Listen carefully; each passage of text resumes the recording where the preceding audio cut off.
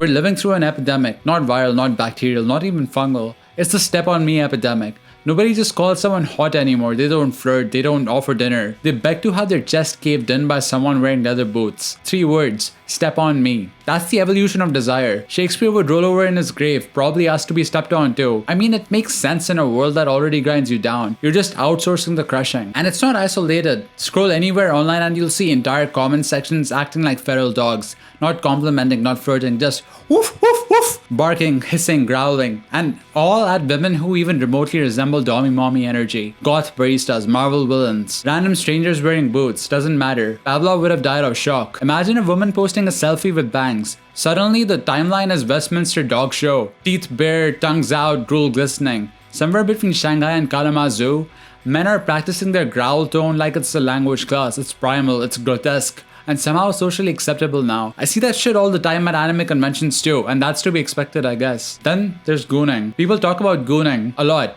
Out loud, in public, like it's a hobby. Weekend plans. Oh, I'm juicing, doing yoga, gooning. Brother, I did not need to know that. Nobody did. I don't want a step-by-step diary of your edging habits. Keep it between you and the crusted socks on your floor. There used to be boundaries. Desire was private. Now it's broadcast like a quarterly earnings report. And maybe that's the point. Maybe we're performing. Maybe this is the weirdest kind of self-advertising. Look at me, I'm fragile, desperate, and I'll allow you to crush me. And I want everyone to see it. But here's where it gets weirdly poetic. This isn't even really about kinks. Life already steps on us. Jobs, student loans, landlords, rent, the crushing weight of modern existence. So step on me just becomes shorthand, honest shorthand. I'm already being crushed by existence, might as well let someone hot do it while I'm down here. It's aspirational masochism, romantic annihilation, eroticized humility, and the internet loves it because it's measurable, repeatable, and infinitely shareable. You don't have to live it, just type it or even pay someone in Makima cosplay $5 to live it for a few seconds. But if we follow this logic, where does it end? Boardrooms filled with barking? Uber drivers deducting stars if we don't moan appropriately? OnlyFans streams replacing cable channels? Maybe next we're rating intensity of humiliation on TikTok. 10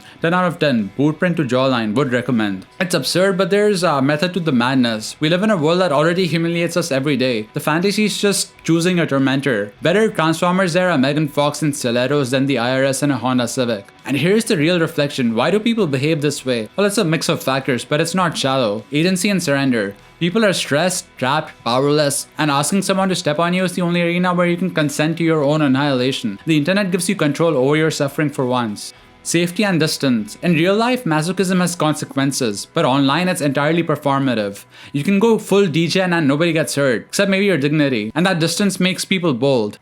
Performance and identity. The line between sincerity and irony is blurred. Some are joking, some are earnest, some are simultaneously both, and social signaling is baked into the act. Look at me, I'm edgy, self-aware, and desirable.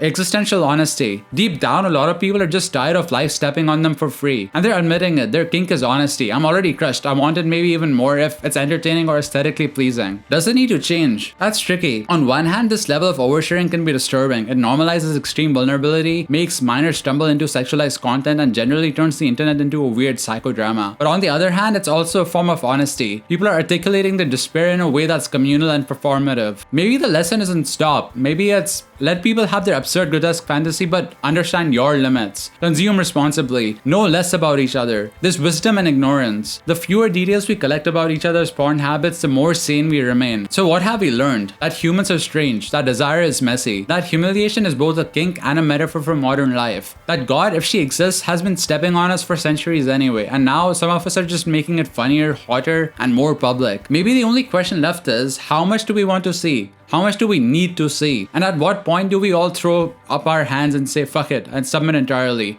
to the boot, to the algorithm, to the crushing weight of existence and call it honesty? Because in a world that already stomps on you daily, maybe begging for it in high heels isn't so crazy after all.